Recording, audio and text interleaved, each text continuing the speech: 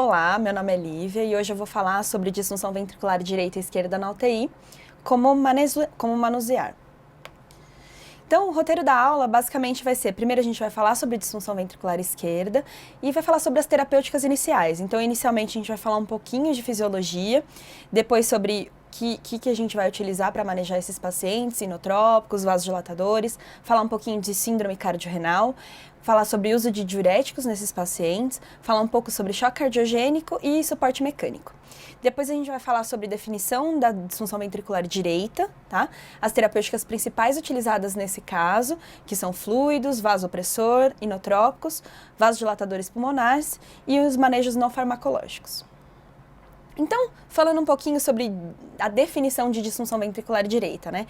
A disfunção cardíaca ou a incapacidade de injetar sangue de uma forma adequada para a oxigenação dos tecidos, ou ele é capaz de fazer isso às custas de elevadas pressões de enchimento. Então, depois de alguma injúria miocárdica, a gente evolui com disfunção sistólica e isso leva a uma redução do débito cardíaco, que vai levar a uma hipotensão, certo? E para compensar essa hipotensão, a gente tem aumento da resistência vascular sistêmica, e esse é um grande marcador da disfunção sistólica. Os pacientes que têm disfunção diastólica, muitos deles têm as duas coisas também, o que a gente vê é que existe elevadas pressões de enchimento das câmaras esquerdas, que vai levar a congestão sistêmica, tá? E essa congestão sistêmica vai evoluir com disfunção renal e hepática. Então, falando um pouquinho de terapêuticas que a gente utiliza nesses casos, né? A gente sempre fica na dúvida se iniciar inotrópico ou se iniciar vasodilatador. Existem algumas evidências a favor do vasodilatador. Então, esse aqui é um estudo, que é o estudo ADER, que é uma coorte de 65 mil internações por insuficiência cardíaca, tá? 65 mil eventos de hospitalização.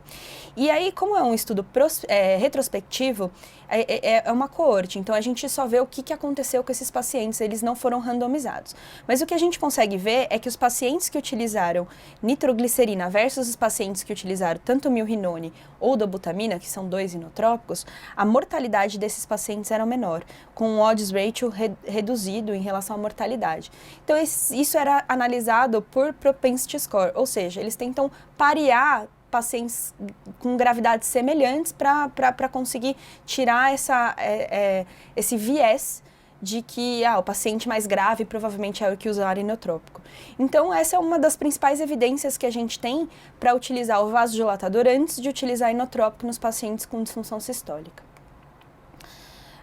Além disso, a gente tem outros estudos, como esse aqui, esse é o ESCAPE Trial. O ESCAPE Trial foi um estudo que estudou 433 pacientes, é um estudo randomizado, que avaliou, na verdade, o endpoint dele era a mortalidade nos pacientes que tinham insuficiência cardíaca em uso de catéter de artéria pulmonar, se isso alterava ou não o manejo desses pacientes. Mas foi feita uma análise multivariada, que viu também analisada com o propensity score, que tenta balancear aí a gravidade dos casos, e viram que os pacientes que usaram inotrópico ou usavam inotrópico junto com o vasodilatador, eles morriam mais do que os pacientes que usavam só o vasodilatador.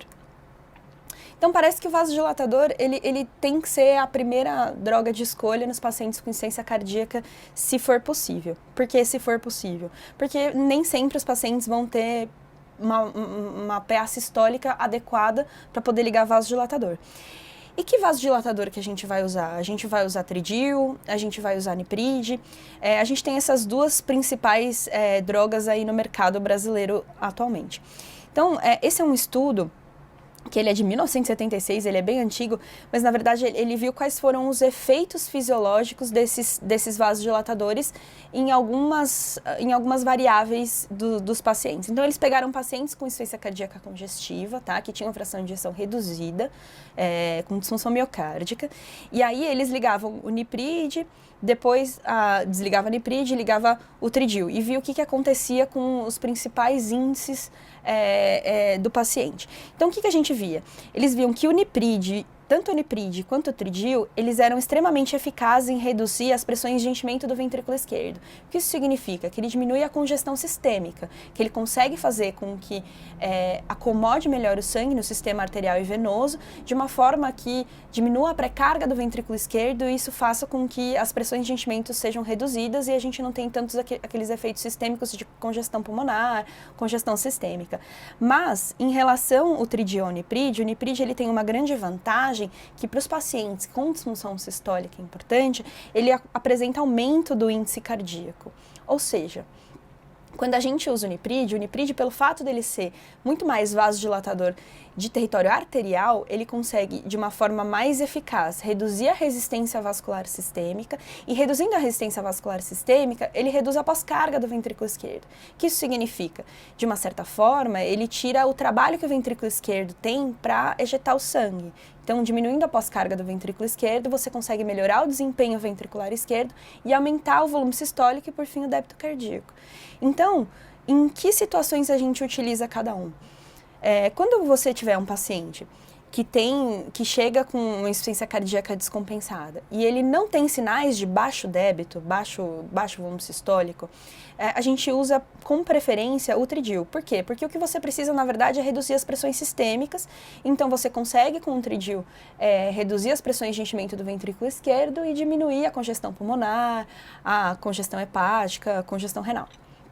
Se esse paciente tiver sinais de baixo débito, se ele tiver mal perfundido, se ele tem um lactato aumentado, se ele tem um tempo de enchimento capilar aumentado, a gente pode dar preferência para o Nipride, porque o Nipride ele vai, além de reduzir as pressões de enchimento, reduzir a pós-carga do ventrículo esquerdo e melhorar o desempenho do coração, aumentando o volume sistólico, aumentando o débito cardíaco desse paciente. É claro, nos pacientes que tiverem pressão arterial acima de 65. E qual a importância, então, da gente utilizar o vasodilatador? O vasodilatador, ele realmente tem que ser a primeira escolha no tratamento da insuficiência cardíaca. Antes das outras drogas, não só antes do inotrópico, mas antes, por exemplo, de diurético, antes de ventilação não invasiva, antes das outras coisas. Esse é um ensaio do Lancet de 1998, em que ele randomizou 110 pacientes. Então, metade dos pacientes eram o grupo A, que recebia nitrato dose elevada com diurético dose baixa. E a outra metade recebia nitrato dose baixa com diurético dose alta, para ver qual dessas duas terapêuticas tinha mais influência em reduzir a congestão pulmonar e melhorar a oxigenação pulmonar. Então, o que eles viram? Que os pacientes que utilizaram nitrato dose alta e diurético dose baixa, eles precisaram de muito menos ventilação mecânica dos pacientes que usaram diurético dose alta e nitrato dose baixa. É claro, quando você vê um paciente com gesto, insuficiência respiratória, é extremamente importante usar o diurético também, porque você precisa reduzir a volemia desse paciente. Mas o nitrato, ele é mais eficaz em reduzir as pressões de enchimento dentro do ventrículo esquerdo do que o diurético de uma forma imediata. Então, a gente tem que sempre investir no vasodilatador nesses casos. Esse é um outro estudo do American College de 2000, que testou também um ensaio clínico pequeno, randomizado, que pegou 40 pacientes e usou nitrato dose alta versus nitrato dose baixa mais ventilação não invasiva. E o que ele viu? Ele viu que o nitrato sem ventilação não invasiva, o nitrato dose alta, ele era mais capaz de melhorar os índices de oxigenação do paciente do que você usar a ventilação não invasiva e o nitrato dose baixa. Então, o que eu quero dizer com isso? Que todas as terapêuticas que estão associadas a tentar compensação clínica dos pacientes com insuficiência cardíaca são importantes. Mas o nitrato, ele definitivamente ela é a principal droga no tratamento da insuficiência cardíaca. Falando um pouquinho agora de síndrome cardiorrenal. Então, a síndrome cardiorrenal nada mais é do que a piora da função renal associada a um quadro de descompensação de insuficiência cardíaca. E essa entidade, ela é uma entidade que ela definitivamente tem várias fisiopatologias que estão entremeadas.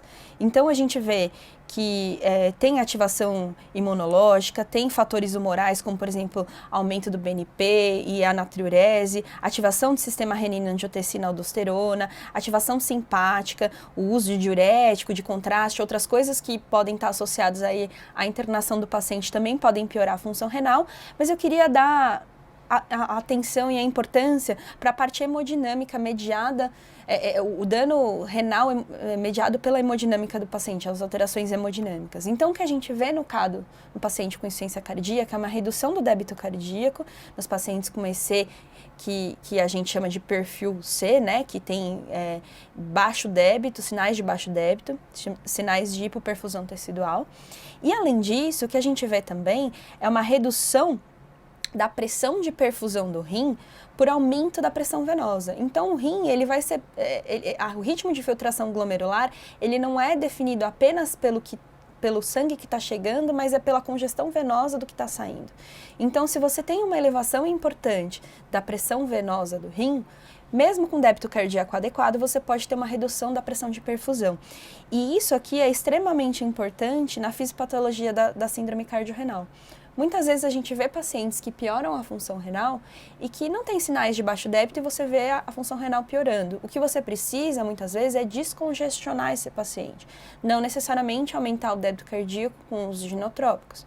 Talvez a principal medida para a síndrome cardiorrenal que a gente consegue ver nos pacientes que parecem ter perfusão tecidual boa, ou seja, que tem lactato baixo, que tem um tempo de enchimento capilar curto, que tem outros sinais de que tem perfusão tecidual boa, seria você vasodilatar esse paciente, tentar uma diurese agressiva para reduzir as pressões de enchimento do ventrículo esquerdo e reduzir a congestão venosa sistêmica, para ver se isso melhora a perfusão do rim. E para isso a gente lança a mão dos vasodilatadores, como a gente já falou, e a gente lança a mão bastante dos diuréticos também, né? E que tipo de diurético e que esquema de diurético? Isso aí é bastante controverso também. A gente utiliza doses mais elevadas, doses mais baixas, usar de uma forma intermitente, então furosemida a cada 6 horas, furosemida a cada 4 horas, versus usar em bomba de infusão contínua. Esse é um estudo publicado no New England em 2011, que é um ensaio clínico randomizado, que randomizou 308 pacientes para receber diurético e ele era um fatorial 2x2, o que significa que tinham pacientes que recebiam esquema contínuo versus intermitente e pacientes que recebiam em doses altas e doses baixas. E ele analisou qual que era o desfecho em relação não só à mortalidade, mas a rehospitalização e a necessidade de ir ao pronto-socorro por causa de insuficiência cardíaca. E o que a gente viu é que não tem grandes diferenças entre sintomas, morte, rehospitalização e nem em relação ao aumento da creatinina, você utilizar qualquer um dos esquemas, ou contínuo, ou intermitente, ou dose elevada, ou dose baixa. Então, o que for melhor para o seu serviço, o que você estiver mais acostumado, usar intermitente ou usar contínuo, usar uma dose mais elevada não piora mais a creatinina do que usar uma dose reduzida, então a gente tem que investir nesse tipo de medicação de uma forma mais agressiva. E muitas vezes a gente vê que quando você começa a tratar um paciente com insuficiência cardíaca, com síndrome cardiorrenal, a preocupação com a piora da função renal realmente é muito importante. Muitas vezes a gente usa o diurético e acaba descongestionando melhor o paciente, melhorando os sintomas respiratórios, mas o que a gente vê é um aumento da creatinina e isso, obviamente, preocupa bastante o médico. E muitas vezes o que a gente vê é um reflexo de, piorou a creatinina, talvez seja a hora de diminuir um pouco a dose do diurético, porque talvez eu tenha secado demais o paciente. Esse aqui é aquele mesmo estudo Escape Trial que viu insuficiência cardíaca e uso do catéter de artéria pulmonar. Era uma corte de era um ensaio clínico randomizado, mas eles analisaram, essa aqui é uma análise retrospectiva aí do que aconteceu com esses pacientes. E o que foi visto? Foi visto que a piora da função renal associada ao uso de diurético não necessariamente está associada a uma maior mortalidade. O que isso quer dizer? Então, quer dizer que quando você utiliza diurético, doses elevadas, e isso não altera, o paciente ele está menos congesto, ele foi hemoconcentrado, ou seja, você conseguiu reduzir a volemia desse paciente e ele piorou a função renal, a mortalidade deles é semelhante dos pacientes que não tiveram piora da função renal. Os pacientes que vão pior, os pacientes que morrem mais, são aqueles pacientes que, apesar de você estar dando diurético, você não conseguiu hemoconcentrar, ou seja, você não conseguiu tirar o excesso de volemia desse paciente e mesmo assim ele está evoluindo em piora da função renal. A mesma coisa acontece em relação à redução da pressão arterial. Então, a gente sabe que o rim ele é bastante sensível à redução da pressão arterial e à função de filtração glomerular. Então, a gente vê que os pacientes que você consegue reduzir a pressão arterial e ele piora a função renal, eles têm uma mortalidade semelhante aos pacientes que não pioraram o rim. Então, os pacientes que morrem são os pacientes que pioraram a função do rim, mas que você não conseguiu controlar a hipertensão arterial. Então, a piora da função renal, ela não está associada à maior mortalidade quando você consegue controlar a pressão arterial e quando você consegue hemoconcentrar o doente, quando você consegue reduzir a congestão. Então, é interessante. Muitas vezes, quando a gente associa diuréticos e aumenta a dose de diurético e consegue tirar o excesso de congestão pulmonar desse paciente, ele piora o rim, não necessariamente a gente precisa se preocupar com a piora da creatinina. Muitas vezes isso é esperado para esse tipo de paciente, não necessariamente isso está associado a uma maior mortalidade nos pacientes com insuficiência cardíaca que internam por insuficiência cardíaca descompensada. E muitas vezes a gente vê também que pelo uso crônico de furosemida, esses pacientes eles se tornam resistentes à furosemida. Então, o cara já usa alguns comprimidos de furosemida ao longo do dia, já usa por muito tempo, e quando ele chega em insuficiência cardíaca descompensada, a primeira coisa que a gente tem que fazer é transicionar o diurético via oral para um diurético endovenoso, até porque por causa da congestão sistêmica, edema de alça, a gente tem uma redução da absorção do comprimido, então o diurético endovenoso ele acaba sendo mais eficiente para esses pacientes. Mas além disso, às vezes a gente está aumentando as doses de furosemida e eu não estou conseguindo aumentar a diurese do paciente. Outra estratégia que é extremamente importante e costuma ser bastante eficaz é você fazer a associação de diuréticos, que a gente chama de triplo bloqueio ou quádruplo bloqueio. O que significa isso? Você utilizar diuréticos que agem em outras partes da alça renal. Então, em vez de você usar o diurético de alça apenas, a gente usa inibidores da anidrase carbônica, a gente pode usar diuréticos tiazídicos e a gente também sempre associa poupadores de potássio, antagonistas da aldosterona, como espironolactona, por exemplo. Então, quando você vê um paciente que você está aumentando a dose de furosemida, vale a pena você investir em outros diuréticos para ver se você consegue aumentar o ritmo de diurese desse paciente associado, tá? E controle de ritmo. Muitos pacientes que têm insuficiência cardíaca, eles já têm fibrilação atrial, às vezes eles têm fibrilação atrial paroxística e muitas vezes eles se apresentam no pronto-socorro em fibrilação atrial de alta resposta. Isso está muito associado ao quadro de descompensação da insuficiência cardíaca. O que eu quero dizer com isso? Quero dizer que às vezes o paciente, por causa da insuficiência cardíaca, ele está mais congesto, ele está mais hipervolêmico e isso acaba distendendo o átrio, que leva a um quadro de fibrilação atrial de alta resposta. E o que fazer com esses casos, né? A gente sabe que a contração atrial ela é extremamente importante para dar uma sincronizada no enchimento ventricular e talvez melhorar o débito cardíaco do paciente, mas ensaios randomizados mostram pra gente que o controle de frequência versus você cardioverter o doente não mostra grandes desfechos de mortalidade em relação a isso. Então, quando você vê um paciente que tem insuficiência cardíaca, que se apresenta com fibrilação atrial, talvez seja mais seguro a tentativa de controlar a frequência do que controlar o ritmo. Esse é um ensaio clínico randomizado de 2008, publicado no New England, que pegou pacientes com insuficiência cardíaca descompensada e fração de ejeção reduzida abaixo de 35%. Foram 1.376 pacientes, que foram randomizados para controle de ritmo versus controle de frequência, mostrando que não teve redução de mortalidade controlar o ritmo, ou seja, fazer o paciente que está em fibrilação atrial voltar para ritmo sinusal, em relação aos pacientes que simplesmente controlaram a frequência cardíaca. Então, nesses casos, um paciente que chega descompensado da parte da insuficiência cardíaca e ele tem fração de ejeção reduzida, muito provavelmente, na hora que você faz uma cardioversão, tanto elétrica quanto química, eles voltam ao ritmo de fibrilação atrial se eles ainda estiverem descompensados. Então, investir mais em controle de frequência versus controle de ritmo. Agora a gente vai falar um pouquinho sobre choque cardiogênico. Então, A gente fala um pouco sobre insuficiência cardíaca descompensada, os pacientes que chegam com gesto, sinais de baixo débito, mas que têm uma pressão arterial que ainda tolera um vasodilatador.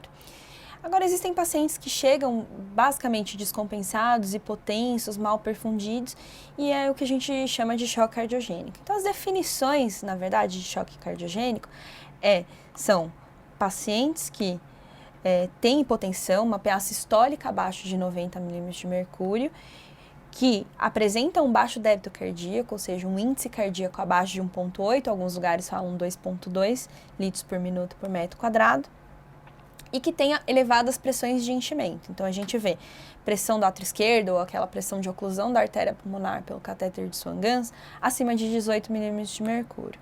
E eles costumam também cursar com pressão no átrio direito, também já elevada, por aumento das pressões das câmaras esquerdas, que vão se transmitindo para a árvore pulmonar, que vai levando a uma hipertensão pulmonar secundária, que leva a uma pressão aumentada dentro do ventrículo direito e do átrio direito. Então, a gente vê normalmente PVCs, ou pressão de átrio direito, acima de 10 milímetros de mercúrio. E isso é muito importante por quê? Porque o choque cardiogênico, ele tem uma elevadíssima mortalidade a depender da gravidade desse choque. Então, esse é um gráfico, na verdade é um gráfico de um livro, mostrando que quanto menor for o índice cardíaco do paciente, ou seja, abaixo de 2, que era aquilo que a gente estava falando, né? Abaixo de 2, abaixo de 1,8, a mortalidade vai se elevando abruptamente se a gente não instituir nenhuma terapêutica. Então, pacientes que têm índice cardíaco, por exemplo, abaixo de 1 litro por minuto por metro quadrado, tem mortalidade que chega acima de 90%. Né? E como que a gente conduz esses pacientes? É lógico, o paciente chega hipotenso, a gente vai precisar utilizar vasopressor. Não dá para a gente tentar fazer uma prova de volume para a maior parte desses pacientes, porque você já está vendo pressões de enchimento elevadas, você já está vendo congestão pulmonar, você já está vendo tanto pressão de oclusão de artéria pulmonar quanto PVC elevado, então esses pacientes não são pacientes responsivos a volume. Então a gente normalmente já institui tratamentos como vasopressores e inotrópicos, né? E que tipo de vasopressor utilizar no choque cardiogênico? É muito discutido realmente isso, a gente não tem ainda grandes respostas para essa pergunta.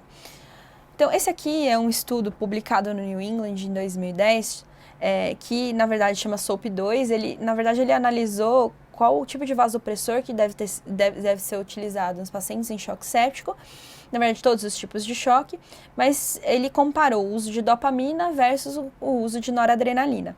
E ele viu que não tinha grandes diferenças de mortalidade para todos os pacientes em choque, mas que, especialmente os pacientes em choque cardiogênico, a norepinefrina estava associada a uma menor mortalidade do que o uso da dopamina.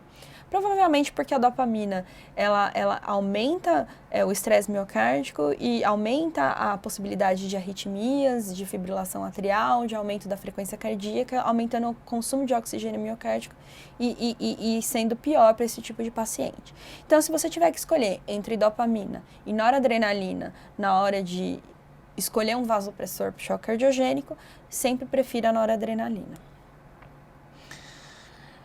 E tem a epinefrina também, que é um vasopressor que é extremamente potente, aumenta bastante a resistência vascular sistêmica e tem um efeito inotrópico maior do que a noradrenalina. Então, existe muita discussão em vários tipos de choque da associação entre noradrenalina e adrenalina, noradrenalina e dobutamina versus usar só a adrenalina, porque a adrenalina já tem o efeito inotrópico e já tem o efeito vasopressor. Então, isso parece fazer sentido. A gente tem estudos mostrando, por exemplo, que em choque séptico, com disfunção miocárdica, não faz grandes diferenças você utilizar dobuta mais nora versus a adrenalina, mas no choque cardiogênico isso não fica muito claro. Esse aqui é um estudo bem recente, na verdade, que foi publicado agora em 2018 no Intensive Care, que analisou também dados retrospectivos, são coorte, de vários estudos em choque cardiogênico, mostrando uma associação de maior mortalidade com o uso da adrenalina, tá? Com um odds rate de 4,22. O que significa isso? Que os pacientes que usaram adrenalina morreram mais do que os pacientes que usaram outros tipos de vasopressor. Porém, isso é uma análise retrospectiva, a gente está vendo que talvez a adrenalina seja uma droga que seja utilizada nos pacientes mais graves e por isso que esteja relacionada a maior mortalidade. Não dá para a gente ter uma certeza, a não ser tendo um ensaio clínico randomizado, que é uma coisa que a gente ainda não tem disponível. Mas, de qualquer forma, a adrenalina também tem um efeito que aumenta bastante a frequência cardíaca, ele é bem cronotrópico positivo, isso realmente pode cursar com o aumento do consumo de oxigênio miocárdico e talvez não seja a primeira droga de escolha para a gente utilizar nos pacientes com choque cardiogênico. Então a gente vai usar, obviamente, vasopressor, talvez entre os vasopressores que a gente tem disponível, a noradrenalina seja a droga mais segura para ser utilizada. O inotrópico, ele vai acabar entrando, obviamente, no contexto de que você precisa melhorar o débito cardíaco desse paciente. A gente tem estudos mostrando que o uso de milrinone versus levosimedan versus dobutamina no choque cardiogênico não tem diferença em desfecho de mortalidade e a gente sempre acaba utilizando a dobutamina como droga de primeira escolha por ser mais disponível e por ser mais barata. Mas muitas vezes a gente não consegue controlar a piora do paciente de disfunções orgânicas apenas com o uso de drogas vasoativas. Então a gente colocando inotrópico, vasopressor, e aí o paciente vai piorando da hipotensão, evoluindo com disfunção de múltiplos órgãos, insuficiência respiratória, disfunção renal, choque progressivo, e a gente vai aumentando a dose de drogas vasopressoras e inotrópicas, e mesmo assim o paciente vai piorando. Isso é o que a gente chama de choque refratário. Esses pacientes talvez sejam os pacientes que sejam elegíveis a um suporte mecânico. Tá? O que é suporte mecânico? É quando a gente usa um dispositivo que vai ajudar o ventrículo esquerdo a bater ou que vai levar a um débito cardíaco através de uma forma mecânica, extracorpórea, tá bom? Então, o primeiro suporte mecânico mais disponível, mais difundido e mais estudado é o balão intra-aórtico. Para quem não conhece o balão intra-aórtico, ele é um dispositivo que é inserido de uma forma percutânea, na maior parte das vezes, ou seja, uma punção de uma artéria femoral, e aí a gente passa um introdutor e introduz esse dispositivo na aorta do paciente. Normalmente, ele fica logo abaixo da emergência da subclave esquerda, a ponta dele, e o que ele faz? Durante a diástole do ventrículo, ele insufla, e durante a sístole ventricular, ele desinsufla. Normalmente, ele pode ser ciclado, né? Insuflação e desinsuflação. Ela pode ser ciclada tanto pelo elétrico quanto pela curva da pressão arterial do paciente. E quais são os efeitos hemodinâmicos desse dispositivo? Ele faz uma contrapulsação à aorta. O que isso significa? Que durante a diástole, ele vai insuflar e isso faz com que aumente o fluxo coronariano. Então, na hora que o balão insufla, todo aquele sangue que estava localizado na aorta, ele vai para frente em direção ao coração. Só que a válvula aórtica está fechada, então logo depois da válvula aórtica tem os ósteos coronarianos, então a gente aumenta o fluxo em direção aos ósteos coronarianos, melhorando a perfusão do coração. E durante a sístole, na hora que o coração vai bater e ocorre a abertura da válvula aórtica, ele desinsufla. Na hora que ele desinsufla, ele cria um efeito vácuo dentro da aorta, então diminuindo ali a pressão naquela região onde ele estava insuflado, e isso faz com que ocorra uma redução da pós-carga do ventrículo esquerdo. Então, na hora que o coração vai bater, a gente tem um suporte que, como puxa o sangue de dentro do ventrículo, aumentando o volume sistólico e aumentando o débito cardíaco, reduzindo o consumo de oxigênio miocárdico e o tanto que ele precisa trabalhar para bater contra a aorta.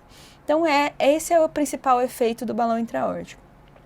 E até há pouco tempo atrás, ele era difundido e amplamente utilizado, principalmente nos choques cardiogênicos pós-infarto. Então, porque a gente via que os pacientes estavam com baixo débito cardíaco, você precisava de um suporte mecânico, na hora que você passava o balão intra-aórtico, a gente tinha os dois ganhos. Então, a gente tinha o ganho de diminuir a pós-carga do ventrículo esquerdo e ajudar o trabalho do ventrículo, e ele tinha um ganho de aumento da perfusão coronariana no contexto de um paciente que acabou de infartar, que tinha um fluxo coronariano reduzido, né? Então, ele era realmente bastante utilizado e todos os consensos até então recomendavam o uso do balão intra-aórtico para os pacientes em choque cardiogênico pós-infarto. Até esse estudo sair em 2012 no New England Journal of Medicine, é um estudo chamado IABP Shock Trial 2, E o que ele investigou? Ele pegou e randomizou 600 pacientes com choque cardiogênico pós-infarto para receber o tratamento clínico habitual, então inotrópico, vasopressor, ventilação mecânica, diálise, tudo que esse paciente precisava, versus esse mesmo tratamento clínico e o uso do balão intra-aórtico. E para surpresa de todo mundo, o que ele mostrou? Que não houve redução da mortalidade o uso do balão intra-aórtico. Então, utilizar ou não utilizar, os pacientes tiveram basicamente o mesmo desfecho, não só de mortalidade, mas todos os endpoints secundários também desse estudo, que foi tempo de ventilação mecânica, que foi tempo de uso de inotrópico, que foi outras disfunções orgânicas. Então, a partir desse estudo, a gente viu um downgrade do uso do balão intra-aórtico. Então, a maior parte das sociedades, tanto americana quanto europeia de cardiologia, deu um downgrade no uso do balão intra-aórtico, ou seja, antes eles recomendavam utilizar em todos os pacientes com choque cardiogênico e ultimamente eles falam que não é para ser utilizado de rotina nos pacientes com choque cardiogênico pós-infarto. Então, se a gente sabe que o principal dispositivo de assistência que era mais utilizado no mercado não faz diferença na mortalidade dos pacientes com choque cardiogênico pós-infarto, foram surgindo e foram investindo no desenvolvimento de novas tecnologias que pudessem garantir um débito cardíaco bom para ver se conseguia tirar o paciente do choque. Então, um dos principais suportes mecânicos utilizados são esses daqui. Então, é o ECMO. O que é o ECMO? ECMO significa Extracorporeal Membrane Oxygenation. Então, o que significa isso? Então, a gente passa uma cânula venosa que retira o sangue de dentro do átrio direito. Esse sangue passa por uma bomba centrífuga, ele é aspirado por uma bomba centrífuga, que vai jogar esse sangue para uma membrana oxigenadora, que vai trocar oxigênio, aumentar a oxigenação do sangue e trocar o gás carbônico, né? Descarboxilar o sangue. E aí, ele é devolvido na aorta do paciente. E o débito cardíaco que você vai fornecer para o paciente depende do fluxo da bomba de sangue que você está colocando. Então, essa bomba é a que garante o fluxo de sangue para o paciente. Se você colocar 2 litros, ele está dando suporte de 2 litros por minuto de débito cardíaco. Se você colocar em 4 litros, ele está dando 4 litros de débito cardíaco a mais para o paciente, além do que o coração nativo está oferecendo. Então, ele serve basicamente para dar um suporte hemodinâmico. Tem outros dispositivos também no mercado que são um pouco menos difundidos aqui no Brasil, mas que é bastante utilizado fora do país. Um deles é o Impella. O Impella, o que ele faz? Ele é um dispositivo que muitas vezes é percutâneo, algumas vezes pode ser inserido de forma cirúrgica, que ele vai na aorta, ele passa a válvula aórtica e uma parte dele fica dentro do ventrículo e uma outra parte fica dentro da aorta ascendente. O que ele faz? Ele aspira o sangue de dentro do ventrículo esquerdo e joga na aorta. Então, o que ele faz? Ele fornece um débito cardíaco sem precisar do trabalho do coração. Então, o coração pode estar parado, o ventrículo esquerdo pode estar parado, ele está aspirando o sangue de dentro do ventrículo e está jogando na aorta para o coração. Então, ele reduz basicamente o trabalho que o ventrículo esquerdo precisa fazer para fornecer sangue e oxigenação para os tecidos. Existem alguns tipos de impelas diferentes, depende, o tipo de impela, basicamente, a diferença entre eles é o diâmetro desse dispositivo, que vai gerar fluxos de sangue menores ou maiores, que vão de 2,5 até 4 litros por minuto. Outro dispositivo que também tem no mercado é o Tandem Heart. Tandem Heart, basicamente, ele é um dispositivo bastante semelhante à ECMO, só que ele serve apenas para o coração esquerdo. Então, a ECMO, como ela retira sangue de dentro do átrio direito e joga na aorta, ele está dando um suporte cardiorrespiratório biventricular. Ou seja, se o coração direito ou o coração esquerdo parar, ele está tirando sangue do átrio direito e está jogando na aorta. Então, ele faz, às vezes, dos 2 ventrículos. E, além disso, ele já oxigena o sangue e ele devolve para o corpo de uma forma oxigenada. Então, o pulmão também pode estar ruim, que a ECMO vai oxigenar. Então, ela é um suporte mais robusto que a gente tem de suporte mecânico. O Tandem Heart, o que ele faz? Então, ele é uma cânula que ela sobe pela veia cava inferior, chega dentro do átrio direito, e aí ela perfura o septo interatrial e a boquinha dessa cânula é localizada dentro do átrio esquerdo. Aí essa cânula aspira o sangue, passa por uma bomba centrífuga e devolve o sangue na aorta de uma canulação na artéria femoral em direção à aorta. Então ela é bastante semelhante à ECMO, só que ela não tem membrana oxigenadora. Ela não precisa de membrana oxigenadora porque ela está aspirando o sangue de dentro do átrio esquerdo, então o sangue já vem oxigenado pelo pulmão do paciente, né? E ela dá suporte só para o ventrículo esquerdo. Ela é interessante porque ela descomprime o ventrículo esquerdo, ela já aspira o sangue de dentro do ventrículo e joga direto na aorta. Então, a gente tem esses 3 principais dispositivos de assistência ventricular atualmente no mercado, e sendo que o mais utilizado hoje no Brasil ainda é a ECMO veno arterial, pela facilidade e pelo suporte mais robusto que ele tem. Mas o Impella e o Tandem Heart, eles têm seu espaço, principalmente em pacientes que têm disfunção ventricular esquerda isolada, que não tem insuficiência respiratória associada e que também tem a facilidade de poder ser instalado na hemodinâmica, por exemplo, junto, por exemplo, um paciente que chega infartado e que precisa fazer o CAT, antes do CAT pode, por exemplo, pôr o Impella, tá bom? A gente tem pouca evidência para o uso de dispositivos de assistência ventricular, tá?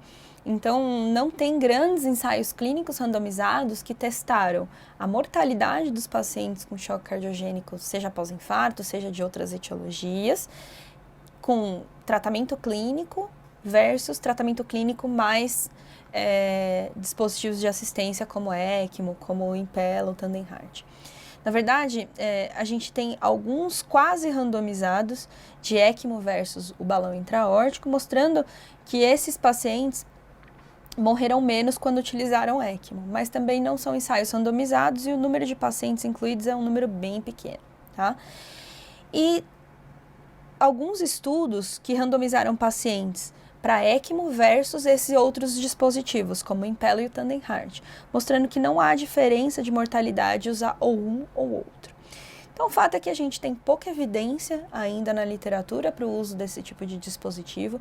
Fisiologicamente, ele faz muito sentido você pegar um paciente que tem um choque cardiogênico refratário, que está evoluindo para disfunção de múltiplos órgãos, que está precisando de doses crescentes de vasopressor e inotrópico, você dá um suporte hemodinâmico para resolver o choque até o coração se recuperar. E provavelmente eu acho muito difícil a gente conseguir realmente estudar isso e publicar isso, porque as pessoas acreditam muito que esse tipo de terapia pode influenciar na mortalidade. Então, não sei se a gente vai ter essa resposta através de ensaios clínicos randomizados em algum momento. Então, para encerrar este assunto especificamente, esse aqui é um flowchart do que fazer nos pacientes em choque cardiogênico pós-infarto. Ele é tirado do Consenso Europeu de Cardiologia para infarto agudo do miocárdio e choque cardiogênico, e ele fala que quando você tem um paciente que tem choque cardiogênico por causa de um infarto, a primeira medida a ser instituída é levar esse paciente para angiografia, ou seja, abrir a artéria. Essa é uma das principais medidas que a gente sabe que reduz a mortalidade desses pacientes. Então, não dá para atrasar a angiografia, a cineangiocoronariografia e a angioplastia desse paciente. Mas é importante também a gente analisar a função ventricular desse paciente. Se o choque cardiogênico desse paciente, ele é por causa de uma complicação mecânica do infarto, tipo um defeito de septo, tipo uma CIV, uma insuficiência mitral aguda ou uma rotura de parede livre, esse paciente precisa ir para a cirurgia. E é a cirurgia que vai salvar a vida dele, não é o dispositivo de assistência ventricular. Então, nesses casos, a gente sabe que o balão intra-aórtico, com baixo nível de evidência, né? Então é uma recomendação 2A, ou seja, deve ser considerado. O nível de evidência é C, que é, não, olha, a gente não tem muito ensaio randomizado mostrando, a gente não tem ensaios randomizados, a gente só tem pouca evidência na literatura que isso funciona, mas você pode passar o balão intra-aórtico para compensar o paciente rapidamente para levá-lo para o centro cirúrgico, tá? Agora, se esse paciente, ele teve um choque cardiogênico por causa de uma disfunção miocárdica, ou seja, por disfunção ventricular, o ventrículo ficou ruim, a fração de ejeção é baixa e ele não tem débito cardíaco suficiente por causa do infarto. Então, a gente sabe que esse paciente precisa ser tratado clinicamente inicialmente. Revascularização, ou seja, tentar fazer angioplastia ou levar para uma cirurgia de revascularização miocárdica na urgência, a gente vai usar inotrópico, vai usar vasopressor, ventilação mecânica, fluido se esse paciente precisar ou não. E se ele não estabilizar, ele é um paciente elegível para um suporte mecânico de preferência percutâneo. Tanto ECMO quanto Impella quanto Tandem Heart são percutâneos, tá? Então, esses dispositivos de assistência, eles servem para a gente tentar recuperar a hemodinâmica do paciente, para evitar a disfunção de múltiplos órgãos instaladas e esperar a recuperação do ventrículo desse paciente. Se esse paciente recuperar, se ele tiver recuperação miocárdica, a gente desmama desses dispositivos e tira. E se esse paciente não tiver recuperação miocárdica, a gente discute sobre transplante, sobre implante de dispositivos de longa permanência. Muito bem. A gente falou sobre disfunção ventricular esquerda e agora a gente vai ter uma discussão sobre disfunção ventricular direita, tá? Então, o que é a disfunção ventricular direita? É a incapacidade do ventrículo direito em manter as pressões venosas baixas. O que isso significa? Então, a PVC, a diferença entre a pressão venosa sistêmica e a PVC é o que determina o retorno venoso do sangue para dentro do coração. Então, se o ventrículo esquerdo não foi capaz de ejetar o sangue para o pulmão e manter as pressões, a PVC baixa, a gente não tem retorno venoso e o paciente não consegue encher o coração. Então, o que a gente vê quando tem incapacidade do ventrículo de manter a PVC baixa, a gente vê congestão sistêmica, redução do enchimento do ventrículo esquerdo, do ventrículo direito e por consequência do ventrículo esquerdo e redução do volume sistólico. E qual que é a adaptação do ventrículo para essa condição? Então, essa aqui é uma curva de Frank-Starling que fala qual que é a pressão dentro do ventrículo em relação ao débito cardíaco que ele tem. Então, essa curva aí que está traçadinha é uma curva de Frank-Starling habitual.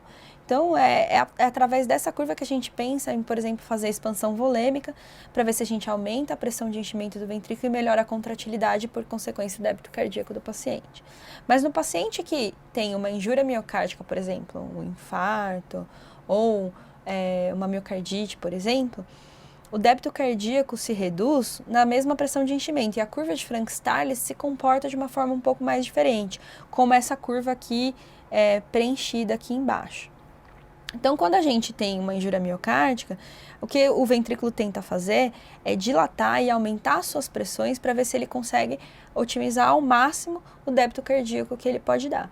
Então, o que a gente costuma ver no paciente com disfunção ventricular direita, o grande marcador da adaptação do ventrículo direito, a redução da contratilidade, é o aumento, a dilatação das suas câmaras.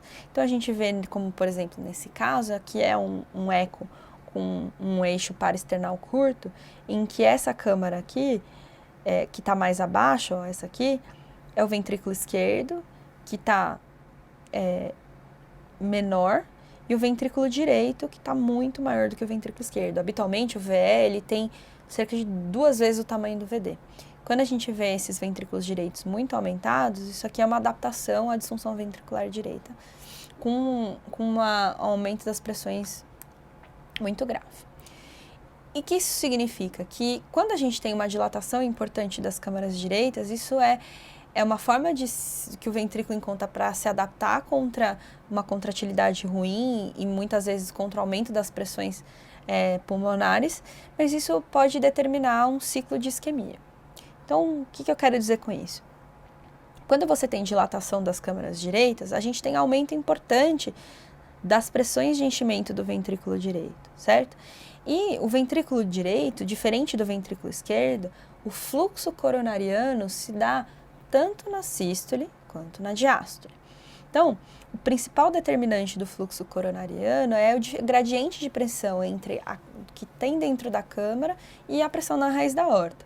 No ventrículo esquerdo, a pressão na raiz da aorta e a pressão dentro da câmara esquerda durante a sístole ventricular é bastante semelhante, reduzindo bastante o fluxo coronariano durante a sístole. Mas na diástole a pressão fica baixa, a pressão dentro da aorta é alta, então o fluxo coronariano se restabelece. Então a gente sabe que ele é cíclico e ele ocorre principalmente durante a diástole. Como na câmara direita as pressões de enchimento são menores e as pressões sistólicas da câmara direita são menores, esse fluxo de sangue ele ocorre tanto durante a sístole quanto durante a diástole. ele não é tão cíclico quanto no ventrículo esquerdo. E quando a gente tem aumento importante das pressões dentro da câmara direita, reduz-se o fluxo coronariano, principalmente durante a sístole, levando uma isquemia miocárdica constante. Então, aqui é um gráfico que mostra que quanto maior aumenta a pressão sistólica do ventrículo direito, menor é o fluxo coronariano na coronária direita, que é a coronária que irriga o ventrículo direito. Então, como que a gente vai manejar os pacientes com disfunção ventricular direita? Em relação a fluidos. Então, o paciente chega hipotenso, mal perfundido. Se a gente deve ou não deve fazer expansão volêmica para esse paciente? Afinal, o paciente que tem disfunção ventricular direita isolada, em geral, ele não tem congestão pulmonar. Então, eles acabam... A gente não tem tanta essa preocupação se ele vai ficar mais congesto ou vai ficar menos congesto em relação a edema agudo de pulmão. Então, a gente sabe, por exemplo, que os pacientes que têm infarto agudo do miocárdio, um dos tratamentos do infarto de VD é fazer expansão volêmica. Mas isso por quê? Porque a gente está falando de ventrículos que têm pressão dentro do ventrículo pequena, porque a disfunção ventricular direita, ela é por disfunção miocárdica isolada, não tem aumento da pressão na artéria pulmonar, então a câmara, ela tem uma pressão de enchimento baixa. Então, tentar jogar esses pacientes para essa porção mais flat da curva de Frank-Starling faz sentido, fazendo uma pequena expansão volêmica. Mas o que eu gostaria de dizer, que eu acho que é importante, é que também a gente tem um limite máximo que a gente pode infundir de fluidos para esse tipo de paciente. Por quê? Porque diferente do ventrículo esquerdo, que tem uma pressão, uma curva de Frank-Starling mais desviada para a direita, o ventrículo direito ele tem uma pressão mais desviada para a esquerda. O que significa isso? Em que pequenas variações de pressão dentro da câmara já levam ao máximo de débito cardíaco que esse paciente consegue fornecer, que esse ventrículo consegue fornecer. Então, na maior parte das vezes, a gente vai dar um pouco de volume, quando a gente acha que ele está nessa porção ascendente, que é essa curva aí mais vermelha, para tentar jogar ele para essa parte da curva que é menos dependente de pré-carga. Mas o que a gente vê é que pacientes que têm PVCs muito elevadas, pacientes que no ventrículo, que no eco, a gente vê o ventrículo esquerdo em formato de D, que a gente chama de D-shape, que é aquele movimento paradoxal do septo, ou retificação do septo interventricular. E pacientes que têm refluxo tricúspide importante, são pacientes que já têm sinais de que as pressões de dentro do ventrículo direito já estão muito elevadas e que não adianta a gente fazer a expansão volêmica para tentar melhorar o débito cardíaco desses pacientes.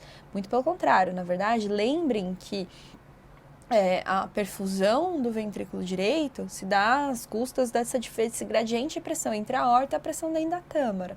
Então, quando a gente tem pressões muito elevadas dentro da câmara direita, o que a gente costuma ver é isquemia miocárdica. Então, para reduzir esse ciclo de isquemia miocárdica, a gente precisa fazer uma remoção de fluidos mais agressiva. Tá? Então, quando o ventrículo direito está maior que o esquerdo, quando a gente vê refluxo tricúspide importante, quando você vê PVCs muito elevados, e quando você vê esse D-shape, esse formato de D do ventrículo esquerdo com retificação do septo interventricular, isso são sinais de sobrecarga ventricular direita importante, e esse paciente provavelmente não é fluido responsivo, muito pelo contrário, você precisa de uma estratégia mais agressiva de remoção de fluidos. Além disso, vasopressores. A gente tem que garantir uma pressão de perfusão coronariana direita. Então, lembrem-se mais uma vez que a isquemia miocárdica do ventrículo direito é extremamente importante na fisiopatologia da disfunção ventricular direita. Então, como a gente perde essa perfusão miocárdica durante a sístole, ou diminui a perfusão miocárdica durante a sístole, e ela se mantém basicamente durante a diástole, a ideia é a gente utilizar vasopressor para não deixar esse paciente ficar hipotenso, porque senão essa isquemia vai se perpetuar, vai ficar ainda maior. Então, a gente precisa manter uma pressão na raiz da aorta adequada para garantir um mínimo de perfusão miocárdica. Isso é realmente extremamente importante. Ela é mais importante o uso do vasopressor do que a gente fazer expansão volêmica nesses pacientes que têm dilatação das câmaras direitas e aumento das pressões de enchimento. Então, esse aqui é um estudo de 1984 com cachorros, que eles que eles faziam? Eles ligavam a artéria pulmonar desses cachorros e aumentava muito as pressões de dentro do ventrículo direito. E aí, o que eles viam? Eles passavam um catéter de medir as pressões de artéria pulmonar e o débito cardíaco, a resistência vascular sistêmica, e eles viam que quando o débito cardíaco do paciente, quando eles davam volume, diminuía. Ou seja, se aumentava ainda mais a pressão de dentro da câmara direita, isso levava a uma isquemia do ventrículo direito e ele não conseguia mais bater. E aí, quando você dava noradrenalina, a gente aumentava a contratilidade miocárdica, não porque a noradrenalina tem grande efeito inotrópico, mas porque quando a gente aumentava a pressão na raiz da aorta, melhorava a perfusão coronariana e melhorava o desempenho do ventrículo direito. Tá? É isso que acontecia. Então, o débito cardíaco aumentava conforme você ligava noradrenalina, e se você dava volume, ele diminuía. Então, nesses casos em que tem hipertensão pulmonar grave, em que tem sinais de aumento das pressões das câmaras direitas, é importante a gente não dar volume, na verdade, fazer uma retirada mais agressiva de volume e tentar manter esse paciente com uma pressão arterial adequada para garantir a perfusão coronariana, tá bom? Inotrópicos. Inotrópicos provavelmente vai ser extremamente necessário se esse paciente tiver uma disfunção grave com sinais de baixo débito. Então, além de garantir a perfusão coronariana, a gente pode utilizar drogas que aumentem a contratilidade miocárdica. Então, a gente pode usar dobutamina, a gente pode usar milrinone, a gente pode usar levosimedan. Na hora da escolha de qual inotrópico utilizar, a gente tem que pensar num negócio chamado acoplamento ventricular arterial. Ou seja, a gente tem que dar uma droga que aumente a contratilidade miocárdica e que, ao mesmo tempo, ela reduza a resistência vascular pulmonar. Então, a gente tem que pensar em uma droga que consiga melhorar a contração do ventrículo e diminuir a pós-carga desse ventrículo para melhorar o desempenho que ele pode oferecer e o débito cardíaco que ele vai oferecer. E que drogas são essas, né? Então, a gente tem aqui algumas drogas que a gente utiliza, como, por exemplo, a dobutamina. A dobutamina é um grande inotrópico bastante utilizado, que aumenta bastante o débito cardíaco e que não tem grande efeito na resistência vascular pulmonar, certo? Assim como os inodilatadores, tipo o levosimedan e o milrinone. Mas o levosimedan e o milrinone, eles têm maior propriedade de efeito vasodilatador pulmonar. Então, o que a gente costuma ver é que esses pacientes que usam milrinone ou usam levosimedan por efeitos teóricos, a gente não tem grandes ensaios clínicos mostrando isso, mas por efeitos teóricos, fisiológicos dessa droga, pelo fato dela diminuir ainda mais a resistência vascular pulmonar, além de aumentar a contratilidade, os pacientes podem se beneficiar mais desse efeito dessas drogas.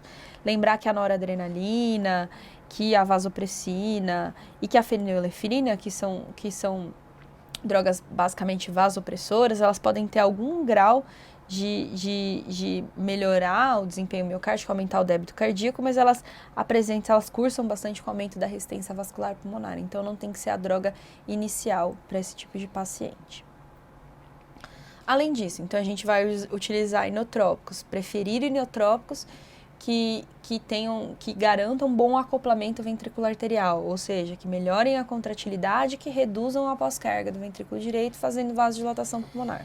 A gente pode utilizar também alguns vasodilatadores pulmonares de território pulmonar em si. Isso o que ele vai fazer? Aumentando a vasodilatação do território da artéria pulmonar, ele vai reduzir a pós-carga do ventrículo direito e vai facilitar o trabalho do ventrículo na hora da ejeção. E que drogas que a gente conhece?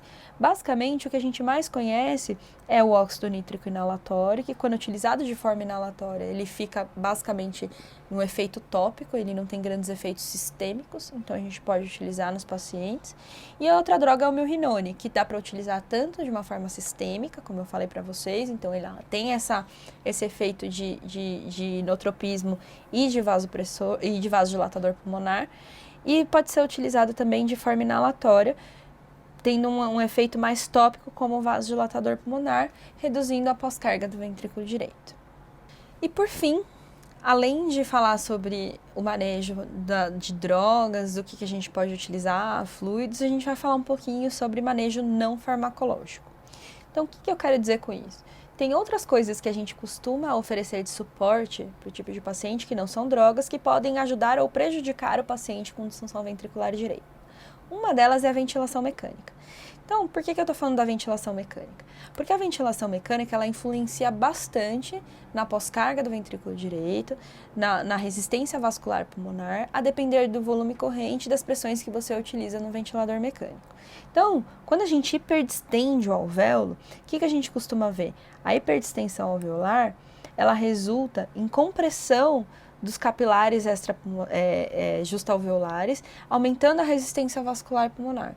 Então, quando você coloca o paciente sob ventilação mecânica, muitas vezes a gente vê um efeito de aumento da resistência vascular pulmonar e isso pode prejudicar o trabalho do ventrículo direito. Então, quando o paciente tiver insuficiência respiratória e precisar de ventilação mecânica e tem uma disfunção ventricular direita isolada, a gente sempre tem que pensar em utilizar baixas pressões, então baixas PIPs, baixas pressões de platô e baixos volumes correntes para não hiperdistender o alvéolo e aumentar a resistência vascular pulmonar. Outra coisa de manejo não farmacológico, e isso serve principalmente para os pacientes que têm disfunção ventricular direita secundária à síndrome do desconforto respiratório do adulto, a SARA, né? Então, pacientes que têm SARA, eles cursam com hipoxemia e hipercapnia. Então, a hipoxemia e a acidose respiratória, elas levam a uma vasoconstrição do território da artéria pulmonar, levando a hipertensão pulmonar de uma forma mais aguda. Então, a gente costuma ver aumento da resistência vascular pulmonar gerada por essa troca gasosa dificultada com hipoxemia e acidose respiratória. Além disso, esses pacientes, por causa da redução da complacência pulmonar por causa da doença, eles acabam em ventilação mecânica com pressões positivas mais elevadas.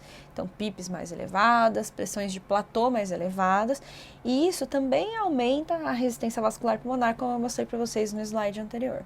Então, existe uma combinação muito grande que cursa com o aumento da hipertensão pulmonar, levando a uma disfunção ventricular direita aguda nesses casos.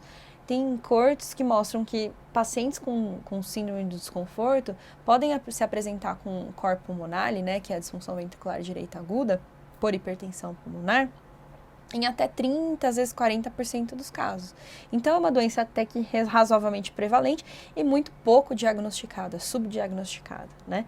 E quando você vê um paciente com uma disfunção ventricular direita aguda, secundária a uma hipertensão pulmonar por hipoxemia, por hipercapnia, por acidose respiratória, por pressões de ventilador, muitas vezes no paciente que tem síndrome de desconforto, a gente não consegue baixar muito as pressões do ventilador, porque elas estão sendo necessárias para manter a troca gasosa e para reduzir o CO2 do paciente.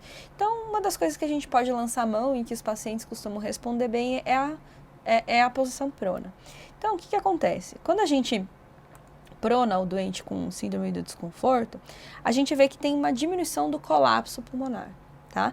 Então, isso porque existe uma diminuição da pressão superimposta do mediastino, superimposed pressure. O que isso significa? Significa que quando o paciente está em supino, o coração, que é muito pesado, ele exerce uma força contra aquele pulmão que aumenta o colapso de toda essa região posterior ao coração, ao mediastino. Quando você prona esse doente, você vira esse doente ao contrário, a área que está sujeita à atelectasia e a colapso, por causa do peso do mediastino, é muito menor. Então, como tem menos colapso, a gente costuma ter menos distúrbio VQ. Além disso, a própria prona faz com que reduza a vasoconstrição hipóxica por diminuir realmente o distúrbio VQ, porque você vai estar ventilando áreas que estavam colapsadas, ventilar mais áreas que estão colapsadas e que você vai estar perfundindo áreas que estavam mais abertas.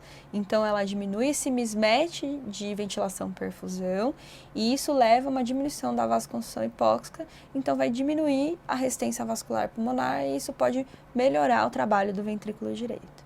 Então, pacientes que têm disfunção ventricular direita secundária a síndrome de desconforto são grandes candidatos a melhorar depois de posição prona. E manejo não farmacológico, a gente pode também dar suporte respiratório quando a causa da disfunção ventricular direita é síndrome do desconforto, hipoxemia e hipercapnia. Então, nesses casos especificamente de síndrome do desconforto, a gente costuma usar ECMO veno-venosa.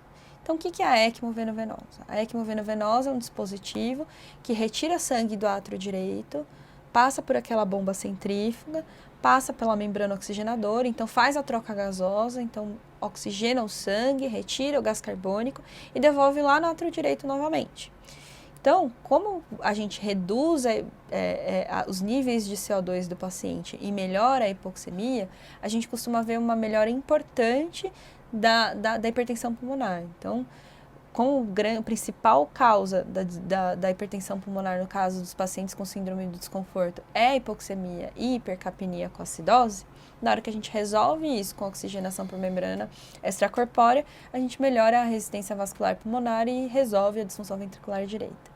Mas quando a disfunção ventricular direita é por outras causas, como por exemplo uma miocardite, um infarto de ventrículo direito, um TEP, a gente precisa dar suporte hemodinâmico, certo? O problema não é respiratório que está levando ao aumento da hipertensão pulmonar, são outras causas. E aí, dispositivos de assistência ventricular, aqueles que a gente discutiu quando estava falando de ventrículo esquerdo, eles podem ajudar no manejo hemodinâmico desse paciente, mas principalmente a ECMO. Por quê? Como eu falei para vocês, o Impella, o Tandem, eles são dispositivos mais para a esquerda. Tem Tandem Heart à direita, tem Impella à direita, mas é muito mais difícil da gente conseguir acessar o ventrículo direito. Então, nesses casos, a gente acaba utilizando a ECMO vena arterial. Então, a ECMO vena arterial, só para relembrar, ela aspira sangue do átrio direito, ela passa por uma bomba centrífuga, uma membrana oxigenadora e devolve na artéria, né, na aorta. Então, a gente dá um suporte hemodinâmico até a recuperação desse ventrículo. Então, esse aqui, só para mostrar para vocês outros tipos de dispositivos de assistência direita, esse aqui é um dispositivo novo do Tandem Heart chamado Protec Duo, é uma cânula duplo lumen, que ela, na hora que ela é colocada no coração, na verdade ela é colocada aqui na artéria pulmonar. Então ela aspira sangue de dentro do átrio direito, ela passa por a bomba centrífuga, você pode até acoplar uma membrana oxigenadora se esse paciente tiver disfunção respiratória também, e ela devolve na artéria pulmonar, dando suporte hemodinâmico exclusivamente à direita. Então, existem vários tipos de tecnologia que podem dar suporte de assistência ventricular para os pacientes com disfunção ventricular direita isolada. Então, para terminar, só para a gente falar um global aí de como que a gente conduz disfunção ventricular direita aguda na UTI. Você tem que primeiro fazer o diagnóstico da causa da disfunção ventricular direita para agir numa terapia específica para aquela etiologia. Como, por exemplo, a disfunção ventricular direita é por um TEP, esse paciente precisa de anticoagulação, será que ele não é um candidato à trombólise, à trombectomia mecânica, que vai diminuir aí a hipertensão pulmonar? Ou esse paciente é um paciente que fez um infarto de VD, ele precisa de reperfusão, ele precisa abrir artéria, então ele precisa de angioplastia, ele precisa de cirurgia para revascularizar o miocárdio, ou trombólise. Pacientes que têm hipertensão pulmonar primária, então uso de óxido nítrico, prostanoides, qualquer outros tipos de vasodilatadores pulmonares que podem reduzir a resistência vascular pulmonar. Esse paciente tem uma endocardite, que é a causa da disfunção ventricular direita, uso de antibióticos para tratar endocardite, cirurgia se tiver destruição da válvula tricúspide. Pacientes que têm cardiopatia estrutural, cirurgia ou qualquer intervenção percutânea necessária para resolver o problema estrutural do coração. Ou pacientes que têm disfunção miocárdica esquerda, que isso leva a uma disfunção ventricular direita, depois de progressão da doença, hipertensão pulmonar, que vai levando a disfunção ventricular direita. A gente tem que otimizar a função do ventrículo esquerdo também. E aí, em relação à pré-carga, como é que a gente maneja esses pacientes? Se esse paciente tiver sinais de hipovolemia, ou seja, eles não têm todas aquelas coisas que eu falei, a gente pode considerar uma expansão volêmica, e olha aqui, ó, ele fala em salina de 300 a 600 ml apenas, tá bom? Se o paciente já tem sinais de sobrecarga ventricular direita e aumento da pré-carga, então, principalmente nos pacientes que já têm uma hipertensão pulmonar grave, que já vinha cursando com essa doença mais cronicamente, o que a gente precisa fazer é diurese agressiva, dar diurético de alça, combinação de diuréticos, ou às vezes até considerar hemofiltração ou ultrafiltração, para poder reduzir a pré-carga desse ventrículo que está extremamente distendido, que tem sinais de sobrecarga. Os pacientes que têm instabilidade hemodinâmica, a gente vai utilizar inotrópicos e vasopressores para tentar manter a hemodinâmica desse paciente. Então, a gente pode lançar o uso da dobuta, do milrinone, da nora, vasopressina ou combinação desses são os principais agentes que a gente vai utilizar nesses casos. Caso a hemodinâmica do paciente ainda não se estabilize depois da instituição de vasopressores inotrópicos, você pode tentar um ácido nítrico inalatório para tentar reduzir a pós-carga do ventrículo direito e melhorar o trabalho dele. Se mesmo assim ele não for responsivo, a gente pode discutir sobre dispositivos de assistência ventricular, como o ECMO ou outros dispositivos de assistência direita. A estratégia ventilatória que tem que ser adotada nesses pacientes é lembrar de pressões de um ventilador mais baixas, que aumento das pressões pode aumentar a pós-carga e isso vai reduzir a contratilidade. Então, o que a gente tem? Pressões de platô abaixo de 30, evitar o autopipe, evitar a hipercapnia, acidose respiratória e hipoxemia. Isso vão ser as estratégias principais ventilatórias para a gente manejar a disfunção ventricular direita. É isso que eu tinha para falar. Muito obrigada.